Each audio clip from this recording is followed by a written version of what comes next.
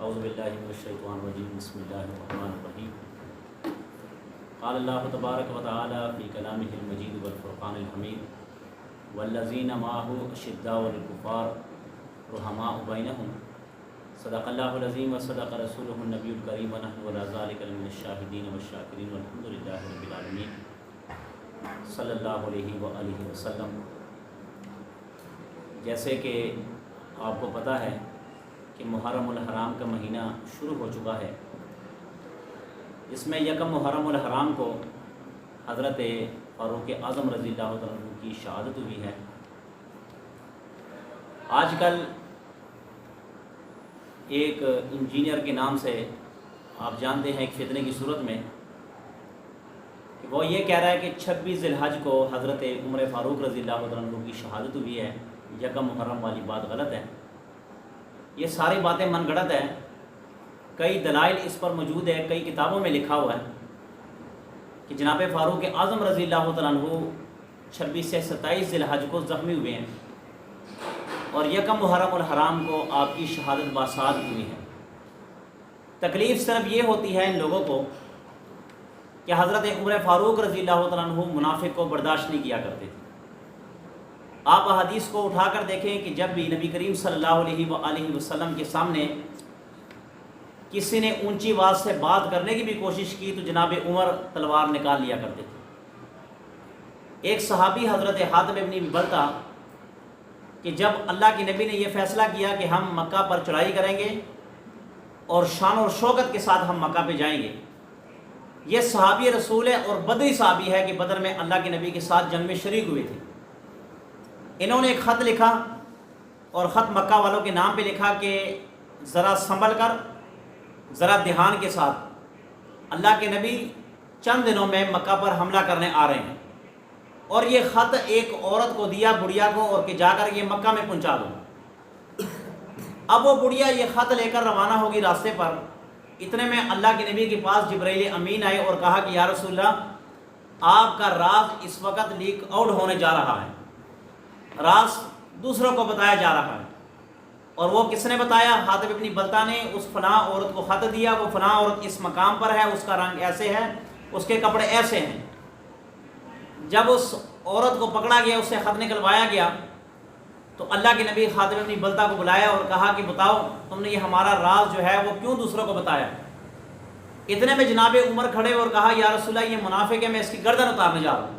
اللہ کے نبی نے فرمایا نہیں، یہ بدری صحابی ہے، اور بدر کے بارے میں اللہ نے فرمایا ہے کہ یہ جو مرضی چاہے کریں، ہم نے ان کو معاف کر دیا، ان کو جنت کی بشارت ہے۔ اور دوسری بات ہے کہ یہ جس عذر سے بات کر رہے ہیں اور یہ جو عذر پیش کر رہے ہیں یہ بالکل ٹھیک ہے۔ یہ موقع تھا۔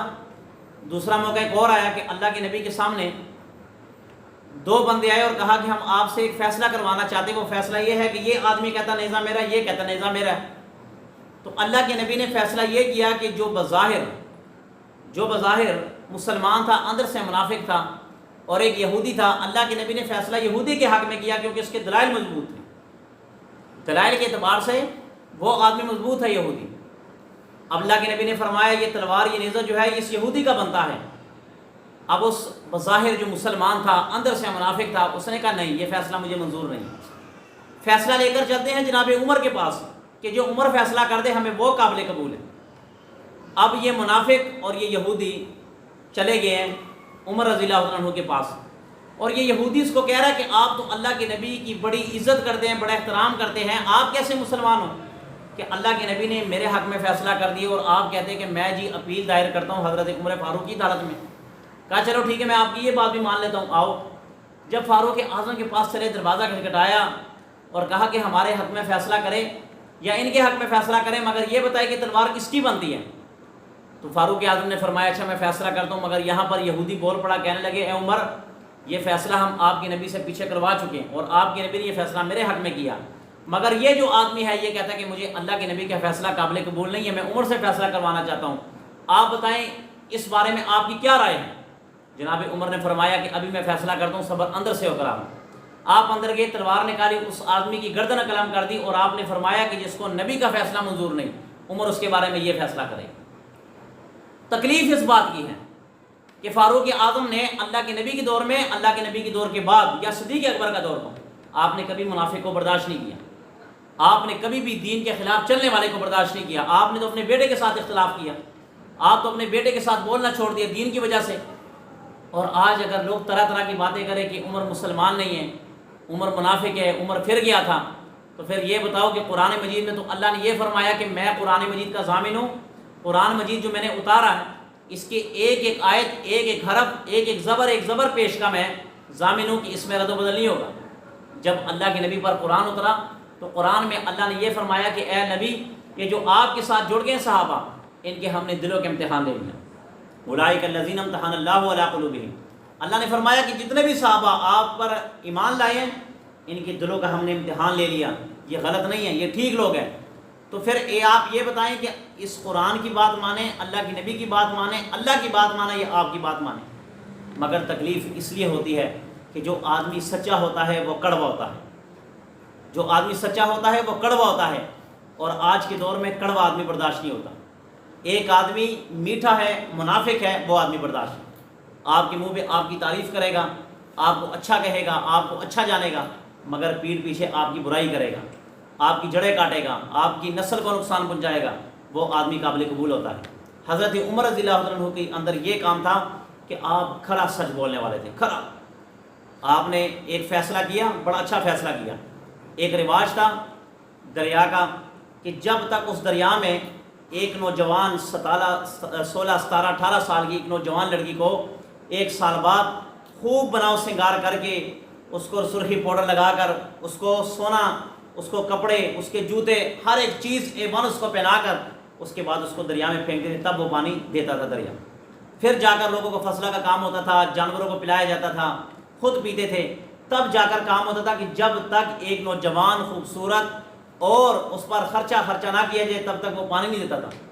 جناب عمر کے پاس یہ خط آیا اور کہا کہ اے عمر، یہ کیا بنے گا کہ ہر سال اس میں ہم لڑکی پھینکتے ہیں اور ماں باپ پریشان ہوتے ہیں، تو اب یہ کیا بنے گا؟ عمر فاروق نے ایک خط لکھا زمین کے نام، دریا کے نام، کہ اے دریا، اگر چلنا ہے تو اللہ کے حکم سے چل، اگر ہمیں پانی دینا ہے تو اللہ کے حکم سے پانی دے، اور اگر تو نے جاری ہونا ہے تو اللہ کے حکم سے جاری ہو. ہم نے یہ شرکیہ کام نہیں کرنا، ہم نے کسی مسلمان کو نقصان نہیں پہنچانا، ہم کسی جوان لڑکی کو تمہارے اندر نہیں پھینک سکتے، اس کی جان کا نذرانہ پیش کرنے کے بعد ہم پانی پی لیں، ہم یہ نہیں کر سکتے. چلنا ہے تو اللہ کے حکم سے چل، ورنہ نہ چل، ہمیں تیری کوئی ضرورت نہیں ہے. آپ نے فرمایا یہ خط جا کے دریا کے نام لکھ دو. جب یہ خط لکھا گیا، دریا میں پھینکا گیا، یقین مانے اس دن سے لے کر آج تک دریا چلتا، دریا کبھی بند ہی نہیں ہوا. عمر فاروق کی بات تو دریا ماننے والا تھا. عمر فاروق اگر جانور کو بات کہتے تھے تو جانور رک جایا کرتا تھا. عمر فاروق نے مدینہ کی سرزمین پر مدینہ کو کہا ٹھہر جا، آج تک مدینہ میں کبھی زلزلہ نہیں آیا. عمر فاروق کی بات وہ مانتے تھے. تو حضرت عمر فاروق رضی اللہ عنہ وہ عظیم ہستی تھی کہ اللہ کے نبی نے فرمایا کہ یہ میرا وزیر ہے، اللہ کے نبی نے فرمایا یہ میرا خاص آدمی ہے. حضرت عطاء اللہ شاہ بخاری رحمۃ اللہ علیہ سے کسی نے پوچھا کہ شاہ جی یہ بتائیں باقی صحابہ میں اور عمر فاروق میں کیا فرق ہے؟ تو آپ نے بڑا پیارا جواب دیا، بڑا نرالا جواب دیا. شاہ جی نے فرمایا کہ فاروق اعظم اور دیگر صحابہ مراد رسول ہیں اور فاروق اعظم مرید رسول ہے. فاروق اعظم مراد رسول ہے اور دیگر صحابہ مرید رسول ہے، یعنی کہ وہ مرید ہیں اور فاروق اعظم مراد ہے، یعنی کہ کیا ان کو مانگا گیا؟ دیگر صحابہ خود چل کر آئیں. مگر عمر کے لیے اللہ کے نبی نے کعبہ کے پاس ہاتھ اٹھا کر کہا کہ اللہ جی مجھے عمر عطا فرما، اگر اس دین کو آپ نے بلندی دینی ہے، اس دین کو آگے تک پہنچانا ہے اور اس اذان کی آواز کو پوری دنیا میں پھیلانا ہے، اللہ جی مجھے عمر عطا فرما. تو یاد رکھنا کہ جس وقت اللہ کے نبی پر پابندی لگی تھی کہ آپ نے سر عام نماز نہیں پڑھانی، آپ نے سر عام اذان نہیں دینی، آپ نے سر عام صحابہ کرام کو تبلیغ نہیں کرنی، آپ سارے یہ بڑی خوشی سے حدیث بیان کرتے ہیں کہ جب اللہ کے نبی آئے تو اس وقت صرف 5 لوگ مسلمان تھے. آزاد میں مردوں میں حضرت ابوبکر صدیق رضی اللہ عنہ، عورتوں میں حضرت خدیجہ رضی اللہ عنہ، اور غلاموں میں حضرت زید بن حارثہ، اور بچوں میں حضرت علی المرتضیٰ رضی اللہ عنہ. ایسا ہی ہے نا، علی المرتضیٰ. اب یہ بتائیں کہ جس وقت اللہ کے نبی پر پابندی لگی تھی اس وقت تو جناب علی بھی موجود تھے، جناب صدیق اکبر بھی موجود تھے. جناب خدیجہ کبریٰ رضی اللہ تعالیٰ عنہ بھی موجود تھی، حضرت زید بن حارثہ بھی موجود تھے، ٹھیک ہے، حضرت علی بھی موجود تھے، مگر کیا اللہ نے یہ کام حضرت فاروق اعظم سے لینا تھا۔ اس وقت علی شیر خدا موجود تھے، مگر فاروق اعظم نے وہ کام کیا، فرمایا کہ آئندہ کے بعد اذان چھپ کرنی ہوگی، نماز چھپ کرنی ہوگی، تبلیغ چھپ کرنی ہوگی، اب سب کچھ سریعام ہوگا، کیونکہ ہمارا دین حق ہے، ہمارا دین سچ ہے۔ اللہ نے یہ کام فاروق اعظم رضی اللہ تعالیٰ عنہ سے لیا۔ اور ایک بات کہ جب حضرت عمر فاروق رضی اللہ تعالیٰ عنہ اللہ کے نبی کے دربار میں آئے اور کلمہ پڑھا لا الہ الا اللہ محمد رسول اللہ، اس وقت صحابہ کرام نے نعرے لگائے خوشی میں۔ اللہ کے نبی نے فرمایا کہ فرش پر تم نعرے لگا رہے ہو، عرش پر فرشتے نعرے لگا رہے ہیں۔ یہ خوشی تھی فرشتوں کو۔ اللہ سے دعا ہے کہ اللہ تعالیٰ ہمیں فاروق اعظم کی شہادت سمجھنے کی توفیق عطا فرمائے۔